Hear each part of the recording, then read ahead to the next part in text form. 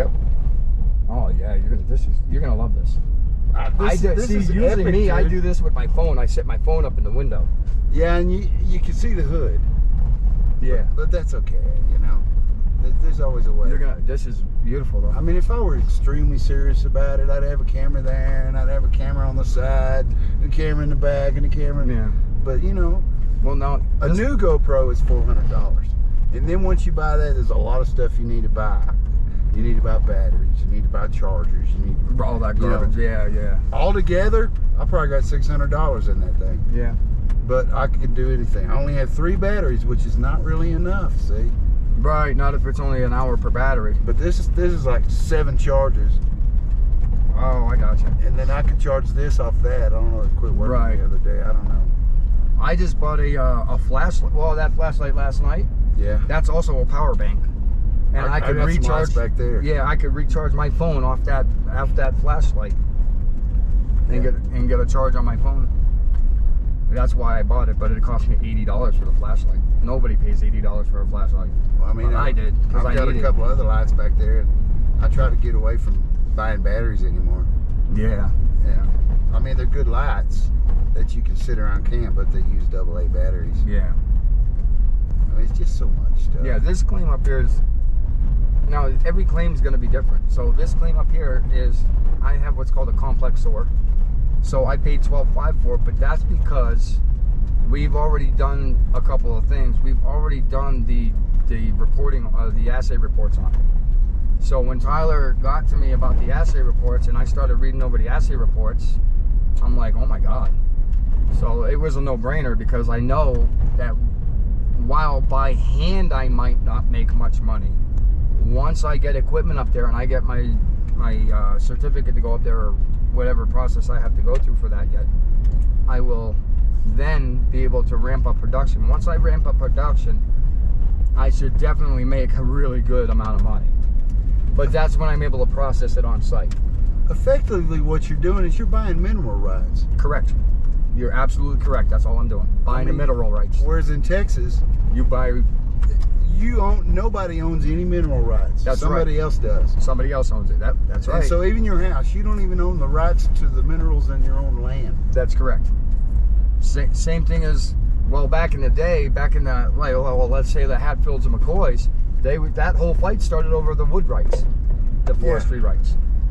So while you can own land, you don't, like nowadays, I mean, back in the day, you used to be able to have the oil rights, but now you can't have that either. Now you have to buy those as well, your oil and gas rights. Well, somebody figured that out early on. Yeah, absolutely. So who are you buying it from? Who owns it? Well, I own it now, but I bought it from Tyler Long. He's a prospector. Okay. So when I get with Tyler, I say, Tyler, what do you got for me? I need, well, in this case, I told him, I said, listen, this is the last time I'm going to be able to get up on this mountain this year. Mm-hmm. I said, and that's a problem for me because now I'm here and I'm saying, I need another place to go. Can you find me another one? He just took me yesterday all the way to New Mexico. Mm-hmm. I went to New Mexico, looked at another one. Now the geological process is completely different. This geological process was done by volcanic activity, okay? But there's another geological process from thermal venting and water and steam. So in New Mexico, the geological process is completely different than here. So you're gonna have a completely different element, but they're both mineral and gold and silver bearing products. Basically, when you look at it as a product, that's what it is. So in New Mexico, I know I have to placer mine it, which means I have to do't he's doing. Right. Because where he's at, he's going to be better off placer mining it. Now, placer mine, what does that mean? It just means that it's just a process by which you get or retrieve the gold from the ground. So in my hard rock mine, I'll go through a crushing phase. So I have to crush all my material and I have to classify it all out. He doesn't have to do any of that. Now, when you say classify, you mean find out what materials are actually in there? No. I mean classify it as in breaking it down to size. Because when you're trying to run your material through a sluice or anything, you have to do it by grade. It's almost like crushing stone for a stone quarry. So you'll have your real fine stuff, like it's a powder, like a powder dirt, that may compact harder. or it may be a rocky material that you could build your roads with. So a lot of people will use their tailings to build roads. Like these roads here were probably all built by tailings. Tailings, what is that term? Tailings is when you're running material like his in a placer mine, you're not really crushing the rocks. You're not looking for the big stones. All you're doing is running it through water to sift out the gold and silver from the dirt where it was concentrated. So imagine there's a big quartz vein up there, or I mean a gold vein or silver vein up in the mountains.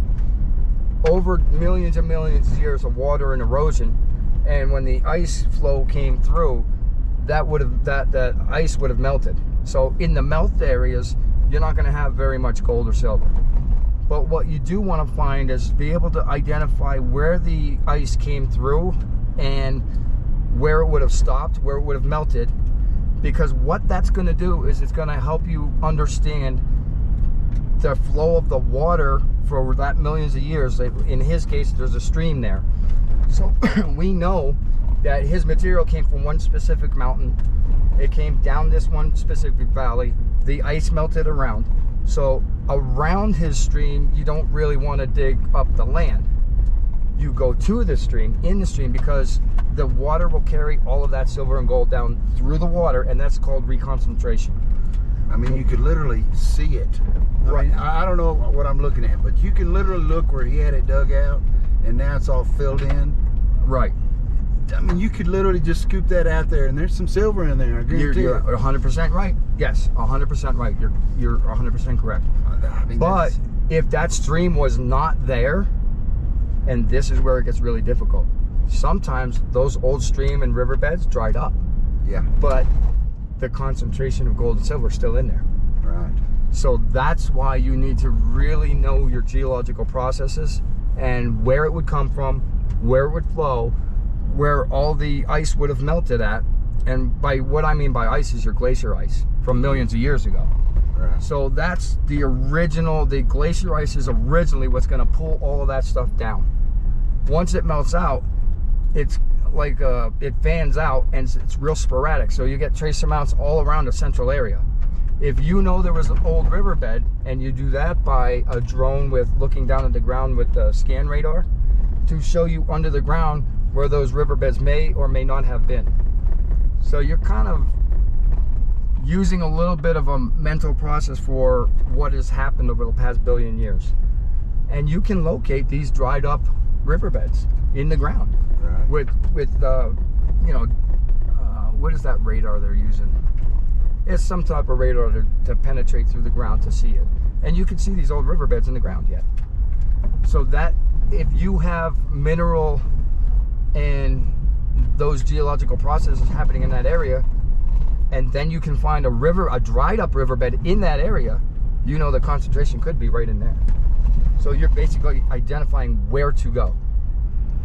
So that whole process, what he's doing is, in what we're going to set up today is a high banker. He's got a nice high banker little sluice box. Mm-hmm. And what we're going to do is, once we get that set up and get that running, we're going to start taking his material and shoveling it out and into that sluice box. The water flow and the angle of the sluice box is going to create in the riffles an aerated kind of cycle, so that when the water passes over the riffles, it creates a suction. And you put your fingers in there in the riffles and feel it, it will kind of, you can feel it, because silver and gold is heavy. So what will happen is all your silt and sand and dirt and rocks will flow over the riffles, and your heavy materials will drop into the riffles. So your hardest things to work with on that are like garnet and certain types of other elements and minerals can sometimes clog up your riffles, and it won't work. So that's placer mining. On my land, I have a completely different type of geological process. So mine was, and still is, go straight up through here. There's no straight up where he goes. Yeah, because there's all that's all gated with metal there. That was open last time I was here. I don't know why they closed that up. So Cat guard. Yeah. So I have hard rock, right? But mine was coming up through the ground as a volcanic activity. So at one point in time, lava flowed up through the ground, and what Tyler told me and showed me was that my particular spot is still perking to this day, which means the water coming up through the ground is still pulling silver and gold up through the ground, and the outcrops are on the surface of the ground. So all I have to do now is say, okay, now how do I get this out of rock? Because I have a complex ore, it's telling me I have silver, gold, many minerals that I can get out of it. I crush that material. I can sluice it or not, but the most important part of that process is that then I have to fire assay. So, excuse me. So basically I have to forge it. I used to use a forge and melt it down and separate out my materials. Now sometimes you can do that with some types of chemicals, which I don't use, like mercury. I won't use that, or cyanide. Right. I don't use that either. Dangerous stuff. Very dangerous stuff. Plus government regulated. Well, the funny thing is if you're certified through MSHA, which I am, I can use it if I wanted to, because I am certified through MSHA that I can do that. I am a legally certified mine. And that's different because he is what they call a hobby miner. And although I am acting like a hobby miner, I'm actually certified. I can open up and have a big production going up there because I took all my MSHAs first. That was one of the first things I did. So that's where I think I have an edge on most people, because most people don't really know how to do that paperwork. If you don't do the paperwork and you don't get your certifications in, or you don't get your licensing in, you could be done. You're done. Then you're stuck only using, hobby miner means. But unlike that, because I have those, I can go up there. I could probably set up a full production scale production, which means I'll crush and everything. I'll process all of that material right there on site. Once I start doing that, that's when I have to start looking about putting the stop sign in, getting my safety in, getting my gates in, doing all that stuff. And I will get to that point. I just don't have enough people yet. And I don't want to do that until I can. I'm a guy that's not going to do something that. I won't start a business unless I know every single little corner of it. Or as much as you can. Right, or as much as I can. So right now, I really don't know. And I'm smart enough to know I don't know everything about this mining yet. And the process I have to use, because actually hard rock mining is not where my forte was. That's why I'm going to help him with the sluicing, because that's normally what I would do. Now in New Mexico, I'm going to have to placer mine. And that's going to be a lot easier for me, because that's way super easy. I'm only looking for gold and silver. I'm not trying to separate gold and silver from the iron or the nickel or the all the other elements, or the copper and everything that I've got up there. Where he doesn't have to worry about any of that. I do. Right. So now I've got to, not only do I have to fire assay it, once I fire assay it, now I've got to take that block and I've got to go through another process just to separate the gold from the silver, from the copper, from the nickel. It's a little bit more involved. So I'll have to buy some other refinery equipment, which will help me do that process without the use of mercury or cyanide or other things. I'll use a lot of nitrates and stuff like that. So you basically got to have another 10 or 20,000 to put in equipment. Yes. To make this work for you. Not 10 or 20. It's some of those things are well more than that. Some of those are even in the millions. Wow. Depending on how large you go. Obviously, it's by scale. So if I start small, yeah, you're right. It's 10, 20,000. But if I want to ramp up production and make it a real profitable business, the larger the better, because in the mining industry, really, quantity is everything. The more material you can run, the better it is. Which is why the big companies aren't interested anymore. That is correct. They can't do the volume. They can't do that. Well, or they're going to have to dig up the side of the mountain. Yes, they'll have to move an entire mountain, correct. And that's what you see up in Alaska, is they're ripping down mountains that big. They're moving millions of yards of material, and they're barely making a couple $1 million. And everybody looks at that on TV and they go, yeah, but You just pulled 120 ounces out of the ground. That's like huge money. Right. But realistically, it's not to them because they spend millions to get there. Yes, exactly. Exactly. 100%. You're exactly right about that.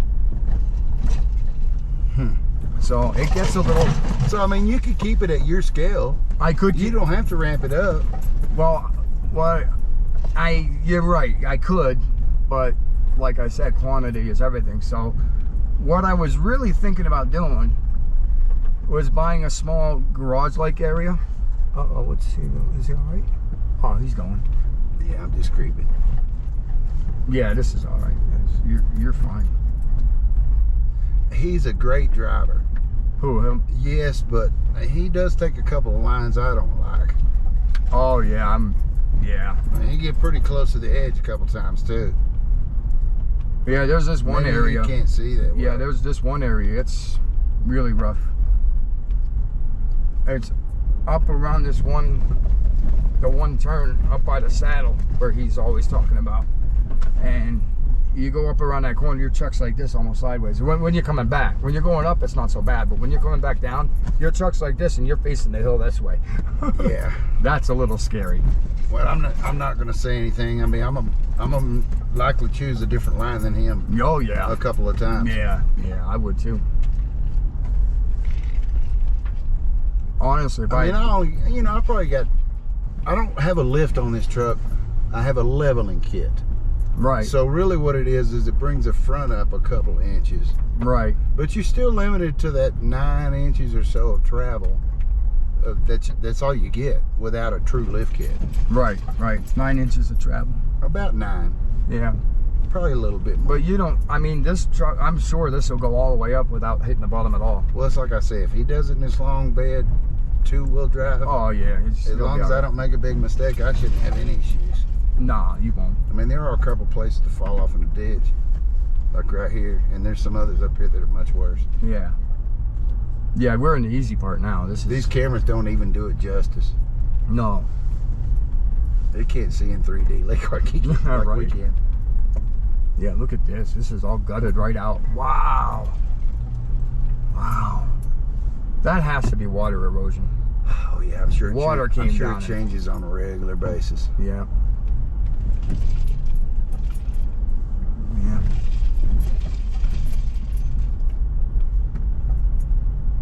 Yeah. I'll put this thing I'll tell down you what, for low when we get to when Tyler took me up here to look at this mine that I bought, I paid $12.5 for this one. Yeah. You know what I just paid for the placer mine out in New Mexico? I wrote him a check for $2,500. Really? I got 20 acres in New Mexico now. Now I can go anytime and do placer mining like he's doing. And I got a nice little stream. And the best part is, there is still on site a hard rock open mine that has collapsed. So now all I have to do is dig the overburden out from the mine, and it's open. So it's no longer a tunnel, it's now open. I'll walk in there and I could just start shoveling stuff right into a sluice box, start running material. And it's already there. Not only that, but in the 1900s they had 2 really old sluice runs running perpendicular to each other. So one was running the way of the water running one direction, and then you could see where there was water running down in another direction at one point, which is no longer there. So that's a dried up, that would be my example of a dried up stream bed in this case. So I know already that where those 2 points meet, where that one sluice run this way ran and where this sluice run ran this way, I already know their processes. So I'm going to concentrate right at the end of those 2 sluice boxes and dig right there, because their process was so antiquated back then that there was no way that they got all of the gold and silver out of their material. Which well, I figure there's a bigger mine up river somewhere. Well, you got to be careful about that, because maybe it's dried out. That's what Tyler does. Tyler will look at these old mines and he'll say that's not worth it, because he's a geologist. Yeah. This guy Tyler, and he pretty much knows and does his homework on these things. He knows where there are good mines and where the mines are dried out and there's nothing left because they were worked so much that, you know, it's just nothing there. Yeah. But we'll see. I don't know. I'm hoping I can get some stuff in a box for him today. I want to see him do well. Yeah, I do too. I'm not seeing the motivation in him. You know what? And I think that's it. I'm giving him a lot of motivation. I'm a kind of do it guy. I always want to do it. Let's do it. Let's do it. Let's get it done. Yeah. And if you don't have that kind of ambition in life, you're really not going to make it. And unfortunately, I see he's older and he doesn't. I think he has in his brain, his mind tells him he can still do it. But physically, he needs that help. I think that's the problem with his ambition, is that he realizes himself, he's starting to realize himself that he really just probably can't do it anymore. Well, he could do his panning slowly and get away with it. Yes. Yeah, that's right. But see, if that was the case, why wouldn't he be up here with a pan every day? Why isn't he already here? Right. Yeah. Why isn't he already here doing it? How come the times I've already seen him, he wasn't here? Right. Exactly. I mean, he was super proud to bring me up here and show this to me. Yeah, he is. But I'm not seeing any motivation. No, that's why yesterday I said, "Come on, Rodney, let's go. Let's go tomorrow. Let's get it done. Let's get it up. Let's get it running." Because I have a feeling that his biggest problem right now is that thing isn't set up. Once it's set up for him, and once it's running, I don't think he'll have a problem. And then he'll be motivated. Looks like he's got about everything he needs. He does. Yeah, I mean, from everything I saw, I agreed. I said, you know, he's got everything here. He's good. He's golden. But yeah, that's gonna be a rough part. There's one spot that's way worse. Yeah, right up here, around this corner. Right up around this corner, there's that one area where there are huge boulders sticking out this side.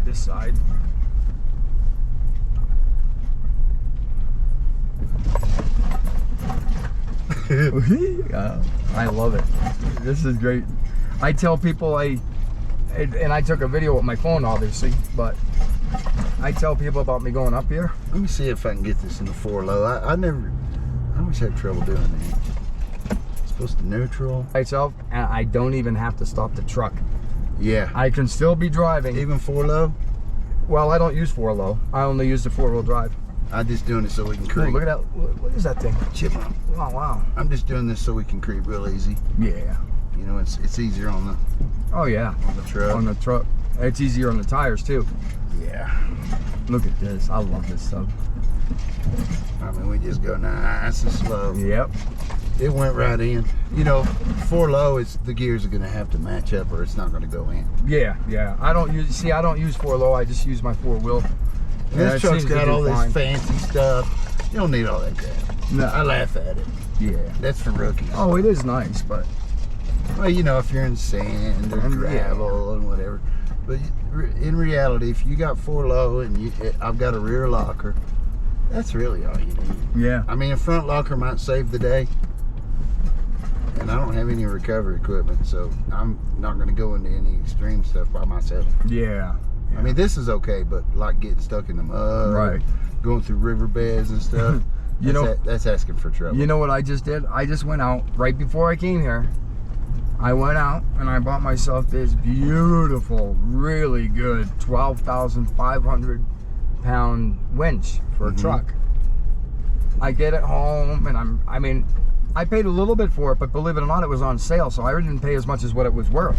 Electric or manual? Yeah, it's all electric. But what I didn't realize, and here's the greatest part, I can't put it on my truck because I don't have steel bumpers. Oh yeah, and that's 1,000 right there. Yeah, and I'm going, oh my God. I said, why did I do this? So now I don't have recovery equipment when I went out and bought it, but I wasn't thinking. I didn't do enough of my homework, and that's my own fault. Yeah. I didn't do my due diligence, and I should have. So I can't really blame anybody but me.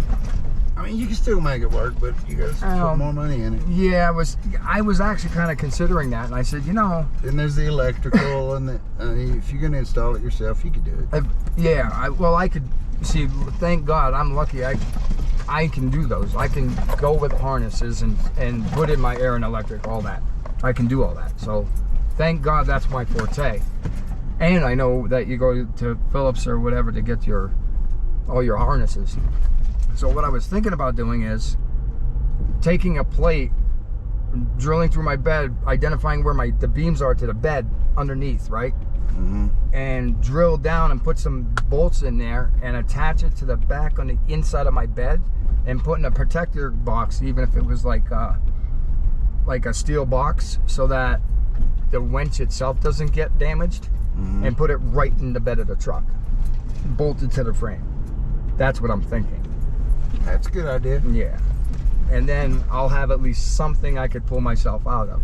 But in that case, then I'll only ever be able to back myself out of something. I'll never be able to pull myself out forward. Right. So I have to But really... you know, there's always pulleys and... Well, yeah, I could use there's pulleys ways. and wrap them around a tree and do that if I had to. I know there's a lot of different ways I could do it, but... Now, my first Toyota 4x4, which was literally back when they just called it Toyota truck. Yeah. I had a Smitty built bumper on the front. That was kind of like, you remember that movie Back to the Future? Yeah. The big round thing? Yeah. It was like that, but it was bolted to the frame in 6 places. Yep. You could climb a tree Yes, sir. by putting that thing up against it and going. Yep. You were not going to damage that thing. It was a beast, man. And what was it? It was a Toyota truck, 4x4, like you remember the movie Back to the Future. Yeah. It had a little 4-cylinder motor. It had no power, but and it had the manual lockers on the front. Everything was 5-speed. But when you put that thing down in a low 4, man, it would do anything. Right. I mean, that, you know, even this motor is nothing special. Yeah, no. Nothing special at all, but it's supposedly supposed to never wear out. We'll see. Well, we can put it to the test, right? I mean, it's harder on it driving it on the highway at 75 because it's constantly hunting gears. Yeah. It wants to rev at 3,000 RPM going up and down those hills. Yeah. Yeah, I guess it's not a problem. I've been a number of places in it.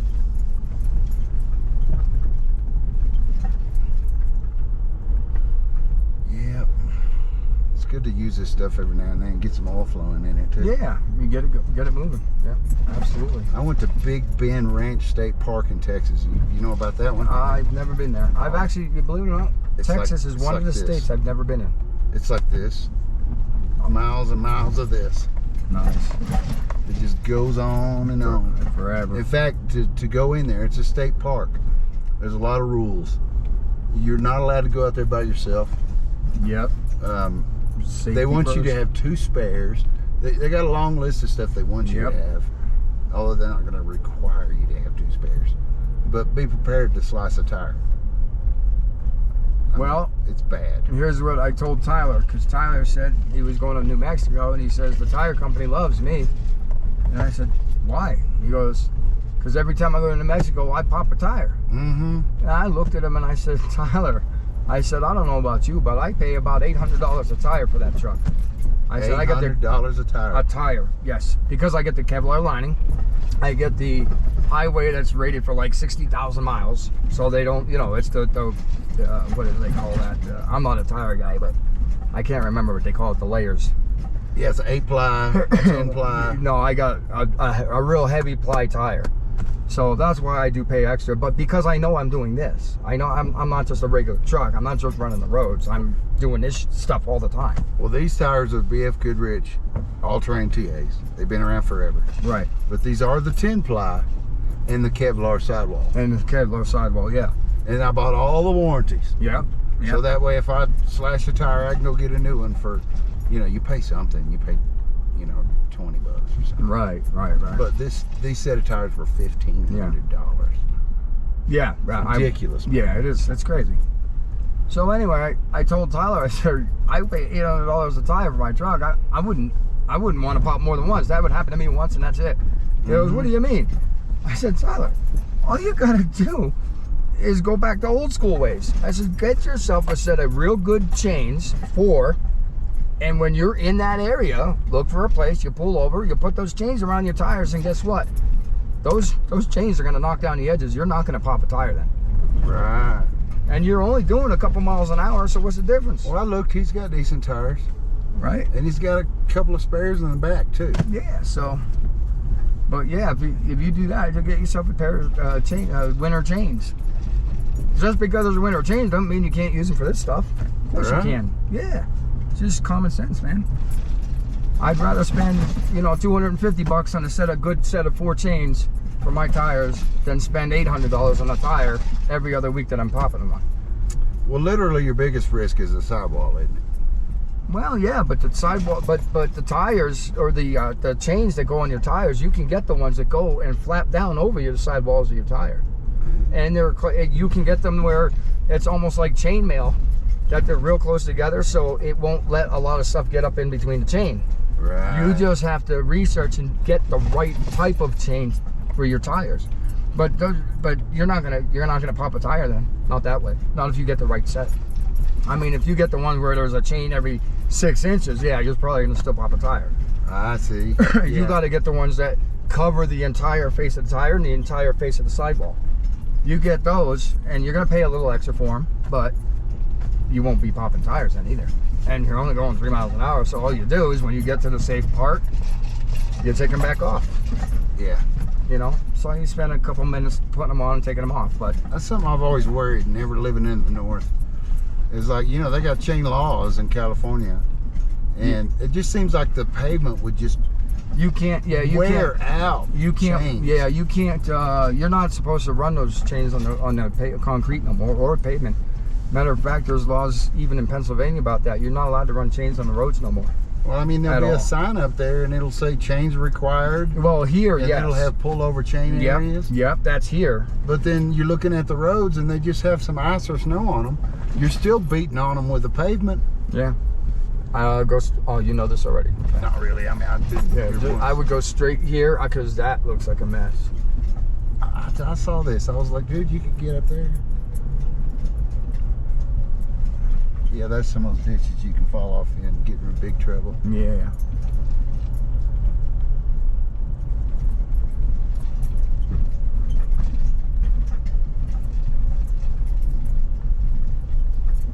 Yeah, I don't believe I bring my Lincoln up here.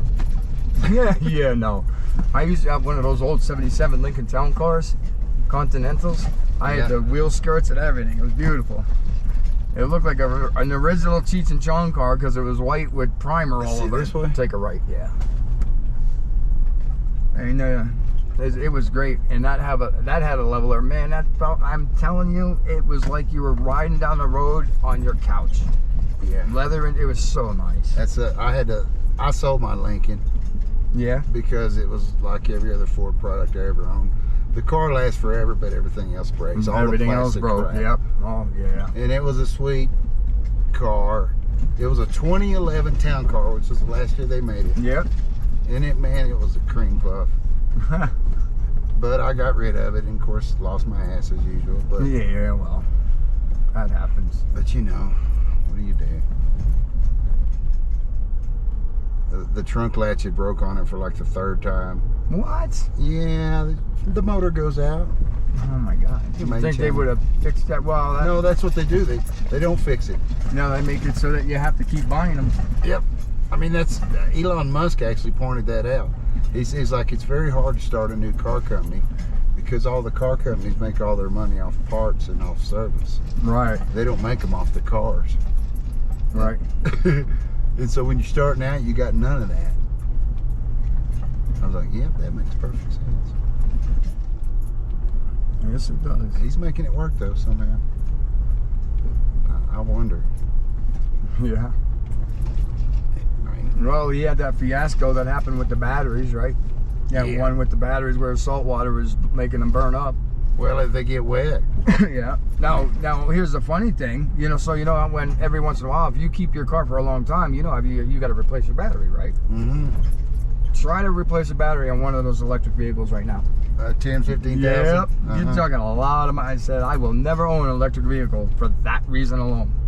Yeah, that's why you can buy a used Prius for $4,000. Yep. Yep. That's funny. This is just epic, isn't it? That's great. I mean, you know, go buy you $100,000 Cybertruck, but sell it before it's a few years old. Right. I know a guy that bought one of those. I'm sure the computer tracks the battery life. Yeah, probably does. I don't know. I've never owned one, so. I have a buddy who has got one, but he swears by it. He loves it. Oh, I'm sure they're awesome. But talk about the ultimate camping vehicle. I've actually never even been in one. So Me neither. I've seen them going down the road. I've seen them. Said my buddy's got one, but I mean, maybe there's something to it. I don't know. Yeah, you know, to me, it's great if you want to have one, buy one, but it's kind of like buying a Mac computer or buying a Jeep. You know, you just know that you're paying way too much, and like a Jeep. I mean, who doesn't know that Jeeps break? They all break the time. All the time. Yes, so they do. If you want one, buy one. But just know that. Just know what you're getting into. Yeah. I mean, you know. Well, like I said, you gotta do your due diligence. If you don't know that, you shouldn't be buying it. I mean, if you're gonna go buy you a $50,000-$60,000 Jeep, just better have some money to buy some axles and some boots and some, because that stuff all breaks. Yep. I watch those hardcore guys get out there on YouTube, and there'll be 3 Jeeps and a 4Runner, and 2 of the Jeeps will break something. Yep. I was like, well, okay, that's fine. Do your thing. They really do push that stuff to the limit with those Jeeps sometimes. Yeah. It's like, man, you're doing stuff I wouldn't even think of. But see, those guys they're on another level. That's man. all they do. They got money, and they got, you know, half their stuff's paid for. If they break something, a sponsor takes care of it for them. Now, I think this is what he's talking about, the saddles right here, right? This is where he's always hanging out. Here's in the saddle. I don't know. See this right here, these big old rocks. Yeah, this is rough. This is what I don't like with my truck. This is where I was starting to hit the side rails, and then that hitch kept dropping. Every time I go up, the hitch would be dragging into the ground. Well, this is shorter too, and it's not as wide. And it's not as wide, right? So, I mean, this thing's totally better as far as this goes. Look at that. I mean, that's just epic. It's beautiful. This is why I wanted to record it, because there's nobody gonna ever see that. No. I mean, yeah, there's a few hundred or maybe even 1,000 people a year come down this trail. Yeah, he's good with that. I think, sorry, I didn't slam that. You know, since we're in front now, not eating these dust, you can probably roll your money down if you want. Little dust is not going to kill us. No. It's not like this thing's not dirty already. But that ain't made that little airflow, right? I mean, the battery's down to 7% already. Right. And I'm sure the heat has something to do with that.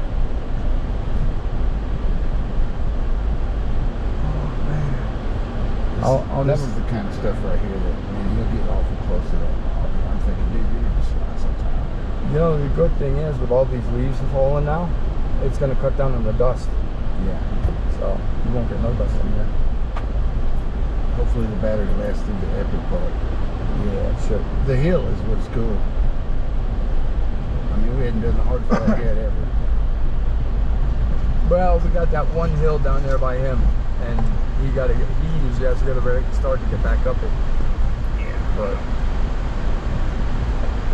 I did tell him too that I just wanted to grab them 2 jackhammers out because of how I'm doing this now, and I haven't taken all this ore back to my house. Right now, I don't have a garage or a facility yet.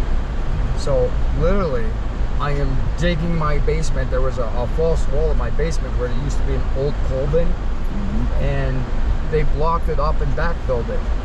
And I know there's concrete wall under the main beam for when the front porch is. So I've got at least another 9 feet behind that to where the load-bearing wall was that supports the front porch. So I said, man, why don't I just dig that out, excavate it all, get it out of there. I could put the dirt back in my backyard because I have a slope that I kind of want to level out for my kid, because right now she's got a big hill instead of a nice yard that she can play in. So I said, well, I'll just do 2 things at the same time. I'll take all that dirt out of there. I'll raise up the backyard so she has a nice level yard that she can set her trampoline out there on it real nice, and I can put a little basketball court out there for her because she likes to play basketball. And I'll make myself a nice facility down in my basement, and I can do all the work myself. So it's perfect. And so that's actually curious. I've always wondered, because in Texas we don't have basements. Oh, really? Yeah. So are there like restrictions on that? When you buy a house, it says you have a basement, Yeah. and it probably tells you the square footage and everything. If we took a left here, it goes up to the top of my mine. We don't want to. Okay. If we did, that road goes up to the very top of my mine. We go straight down, and I'll show you where we. He's gonna make a. I have to make a left here up here. We go straight down this way here.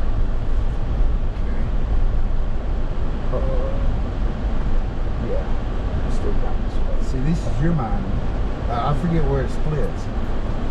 Yeah, I kind of do too, but that's all right. We'll go down this way. He'll probably honk at us if we're going the wrong way. Yeah, he will. I mean, we're literally in a forest of aspen trees right now. Yeah, this is beautiful. Beautiful. It's amazing. I want to take 2 little saplings, dig them out and get them home, because what people don't realize is these aspen trees that are growing, They'll grow in Pennsylvania. won't they? yeah, they will. Their root systems, right? They actually interconnect with each other. So one tree is literally connected to the next tree over That's right. through their root system. A lot of people don't know that stuff. And it's like the heartbeat of the earth. it man. is a beautiful, and I said, and they grow great with these pines, and the pine trees will grow in Pennsylvania too. And I'm at the right place, so I said, you know what? You don't see this at my house where we live. Not these. These are beautiful. I'm gonna put a whole bunch of these out in my backyard and just Look let at them go. This view, man, it's just epic. Yeah. I apologize because I'll say epic a dozen times. No, that's okay. Because that's the word, man. It's a good yeah. one. It is definitely. It is beautiful, man. I would love to have this kind of forest in my backyard. Can you imagine? Well, it's not going to be huge, you know, but it will be nice. It's beautiful, beautiful trees. I get some of these little pines too. Batteries at 40. Let's see. Already, huh? Let's see. 51%. Yeah. If we make it to the end. See, now I've got all of 2 more this is batteries. all my stuff right here. Oh, it is? Yeah, there's all this stuff. This is all part of my claim. That's my mine right there. Okay. So, Okay, yeah, so that was our turnoff back there. all right, stop right here for 1 second. I gotta find a ring that I lost a couple days ago, and I'll show you all the mine. So, the battery's down to 32%. You know, it won't go an hour like it says. And I think the heat's what does it. Yeah. It's the heat. The heat kills them, man. And anytime it's up in the windshield, it's getting. So actually, that's an advantage of like putting it on the front, right? Yeah. Especially if I could Bluetooth it, because that's just a stick-on thing. You know. Yeah. Yeah, I don't see why you couldn't. I think you probably could. I need to try that. Yeah.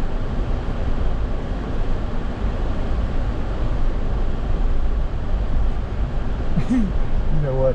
When I had the other Toyota 4x4, when I was in college, and I had this free, and they had about 3 or 4 little kids out. Yeah. Very imaginative. And we used to go hill climbing.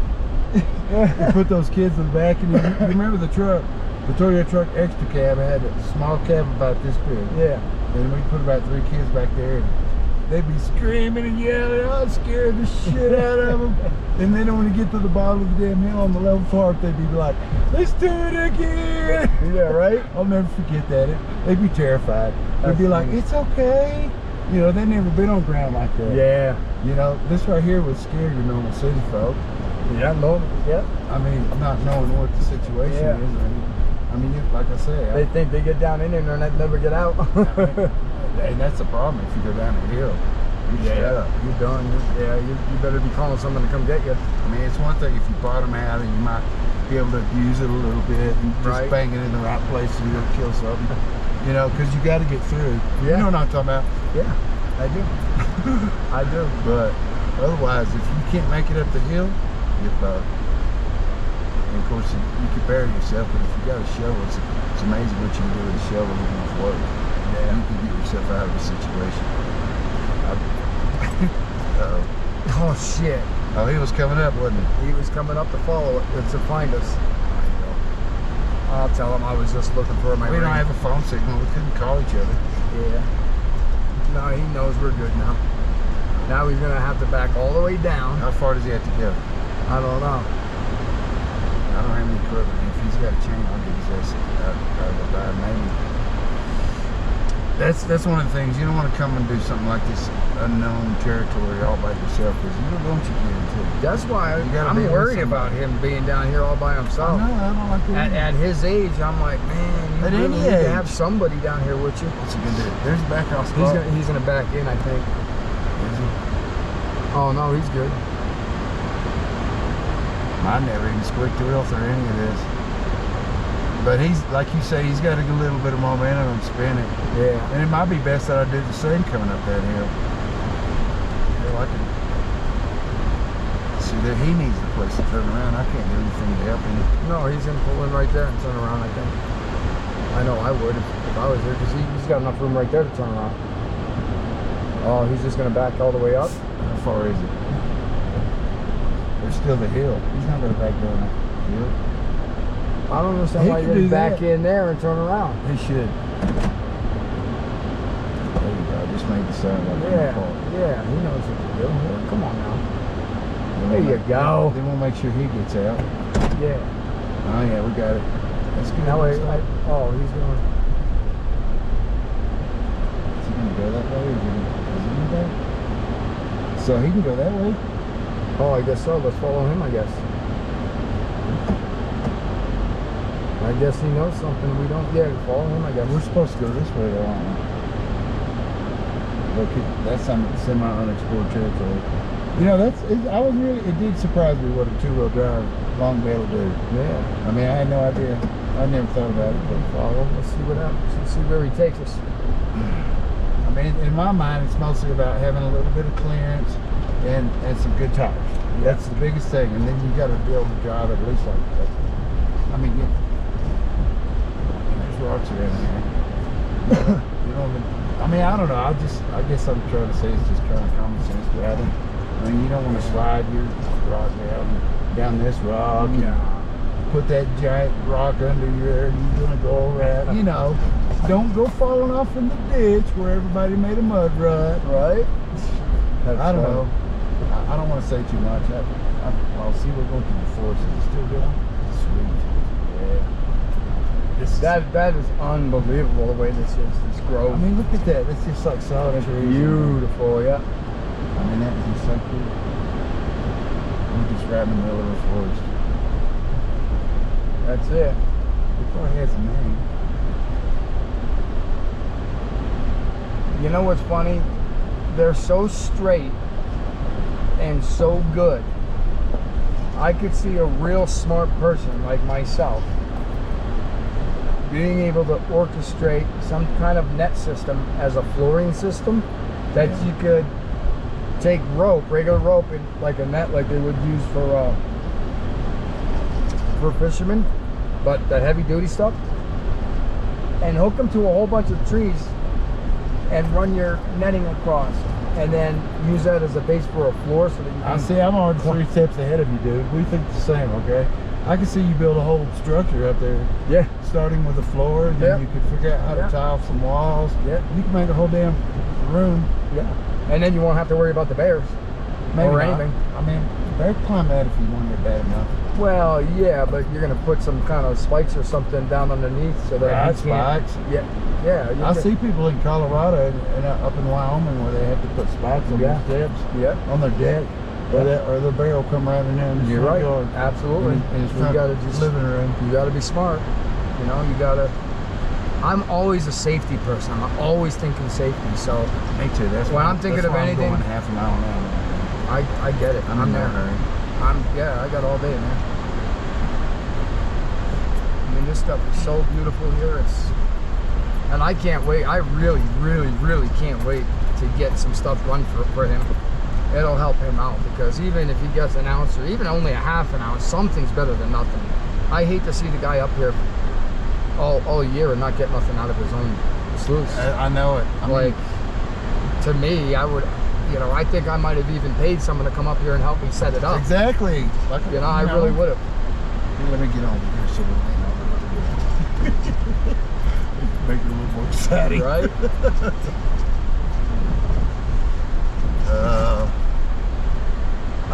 There is one other thing I did to this 4Runner. I've only done 2 things to it, okay? One is I changed every light into the LED. Oh, good, light. yeah. Every light. Right. Okay? And even the lights plate. The only ones I hadn't doing is this mirror light right here. The one that shines down. They call it a ditch lighter. It's something. I tried to get it out of your. You know, there's a light down in here that shines down on the ground. Yeah. I haven't done that because I don't want to take the whole damn mirror apart, but I do it one of these days. And the other thing I did was I got new shocks. Yeah. Okay. That's what I've been wanting to do. Shocks with aren't mine. $50 anymore; they're $200 a piece. Yep. Okay. What brand? What brand is installed? It's $1,000. Yeah. What? Bilstein. Bill. Yep. 50. All right. Now here's what's cool. My buddy was telling me I should get that for my truck, and I'm like, when I told you I had a leveling kit. Yeah. Okay, it's built into the design of the shock that it's got. Yes, that's what he was telling me. It's perfect. That's my buddy Frank was telling me I should get that for my truck. If you need more, you could spend $6,000 if you want. Right. Or $5,000. But if you just want shocks and a little bit of lift. How much lift does it get? You said like 3 inches, it's right? It's about 2.5 from the front. 2.5. Okay. I mean, it's going to vary on the vehicle. Right. You know, and which clip setting you use. And how much you said a set cost?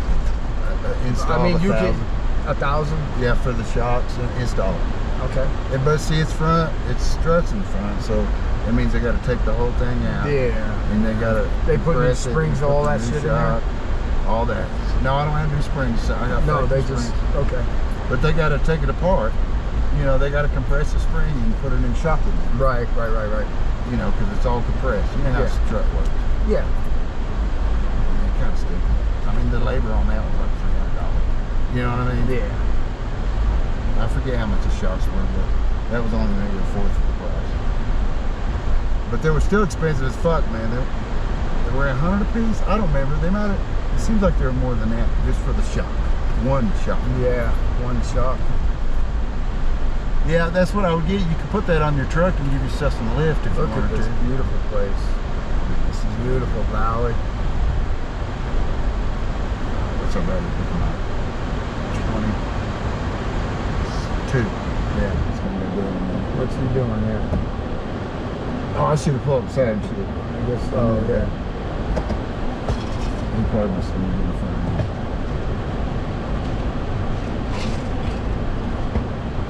What's going on there, Rod? Go back to 99% battery. I can live with that. Yeah. So yeah, they took this melting pot, but it was actually the only one piece of equipment that was on that claim that I really, really needed and wanted. Yeah. And Frankie and I tried to get it up in the truck. We pulled it off the hill, pulled it up, and then we couldn't get it up into the truck because it was just too heavy for us.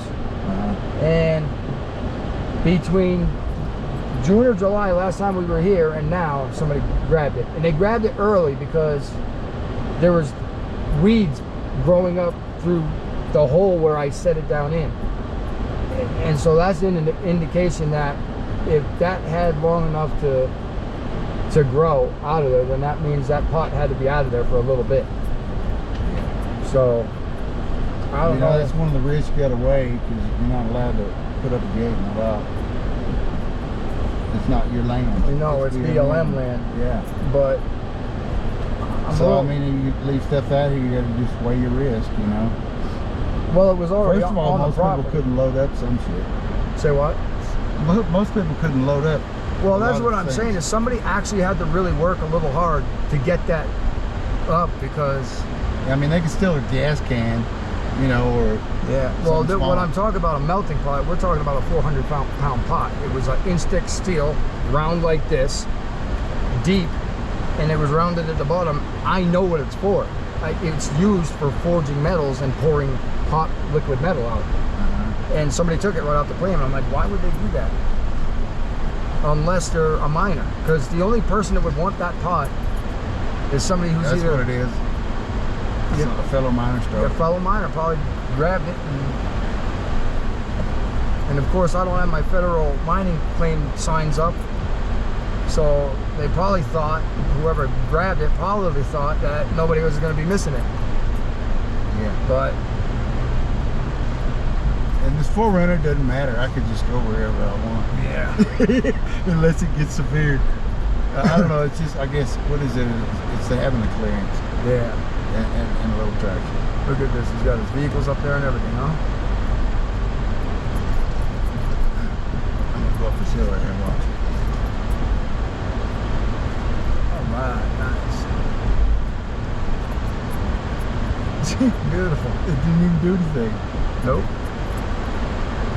I mean, I knew that, but really, I'm gonna see when we go back if I can go up that hill cruising like that. Oh yeah, you can. And As long as you don't spin the tires, you'll be fine. yeah, it's really, I can climb all the way up that hill. Oh yeah. There's nothing to get up to. There's no over the top. No. You have to back down. That's bad. Yeah. All right, Rodney. Let's see what we can do from here. We'll get that thing set up. Get him doing pretty good. Where did he put these trees here to stop people from coming in here, huh? What, this tree? All these trees, yeah. This So tree? these trees, last time I was here, these trees weren't down here. That tree? That tree and that tree, they weren't here last time I was That here. one right there. No, this one here in the ground. You're not getting it. I'm running my wheels over trees. What trees? I just ran over that tree with my Oh, truck. I didn't see that. Yeah, it just doesn't. Yeah, you're right. I noticed that too. Yeah. It's I like think- this is a designated area. Stay the fuck out. Yeah. Well, it was actually a smart move. I should probably do that up there near me. But he's got a lot more dead And I wood got than water. I do. Oh, yes, Pepsi. Yeah, I got water too. Okay. Yeah, I got this water here too. You're always supposed to drink a lot of water. Yeah, I do. All right.